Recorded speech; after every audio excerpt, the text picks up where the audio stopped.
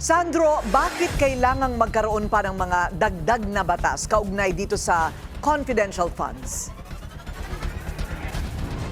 Corina, sa ngayon kasi ay may mga loopholes pa kung aling ahensya ng pamahalaan ang mabibigyan ng confidential funds. Pero dito sa dalawang panukala ay klaro na kung sino ang dapat gumamit ng naturang pondo. Matapos ang 8 pagdinig, naghain na kanina ang komite ng dalawang panukalang batas na nagbibigay linaw sa paggamit ng confidential funds.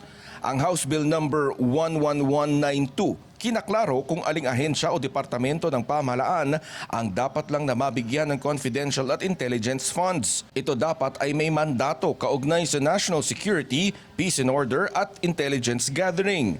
Hindi rin dapat ito lalagpas sa 10% ng kabuuang taunang budget ng ahensya. Ang House Bill number 11193 naman, itinatakda kung sino ang dapat humawak ng confidential funds at nagpapataw ng parusa kapag inabuso ang paggamit ng pondo. Dito po sa ating bagong batas na ipinasa, kailangan siyempre bukod sa kailangan ikaw ay permanent official or employee of the agency.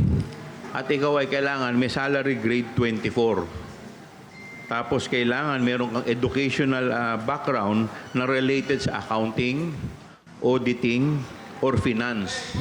Nakasaad na rin sa panukala kung ano ang magiging parusa sa mga lalabag. Nilalagay din dito na pag ikaw ay mapatunayan na nag-violate dito sa mga batas na to, magkakaroon ka ng perpetual disqualification to hold public office. Without prejudice to the filing of criminal, civil, and administrative cases, the penalty of perpetual disqualification from office shall be imposed upon the SDO, including loss of benefits. Ang dalawang panukala ang nakikita ng komite para maiwasan ang sabwatan ng head of agency at special disbursing officer. Familiarity between the head of agency and then the appointed person of trust. It would breed some sort, not really breed, but what we could see is it could be a possible avenue for collusion. It should be a professional, permanent office already. Clemency for Mary Jane now! Samantala, naghain naman ng resolusyon ng Makabayan Bloc para mabigyan na ni Pangulong Bongbong Marcos ng clemency si Mary Jane Veloso. At gusto natin, kaisa natin yung buong mga kasamahan natin dito, colleagues natin dito, dahil yung usapin na ito ay hindi lang usapin nung kay Mary Jane at usapin din ng marami pang mga kababayan natin na may mga cases din ng ganito. Labis naman ang pasasalamat ng ina ni Mary Jane. Akala po namin, alala kaming pag-asa. Ipagpasa Diyos na po namin si Mary Jane. Nagulat po kami nung November 19.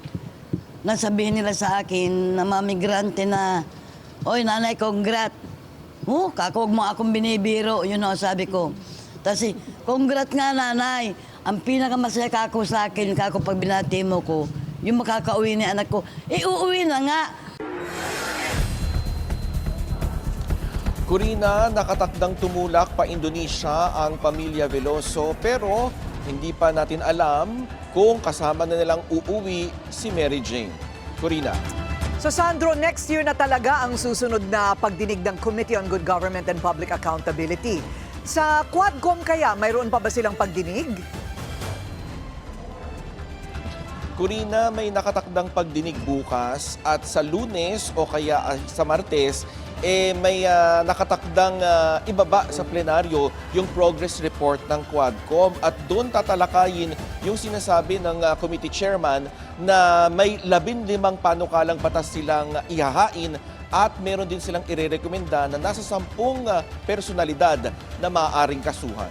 Corina. Okay, maraming salamat. Abangan natin yan, Sandro Ochona, live mula sa Batasang Pambansa.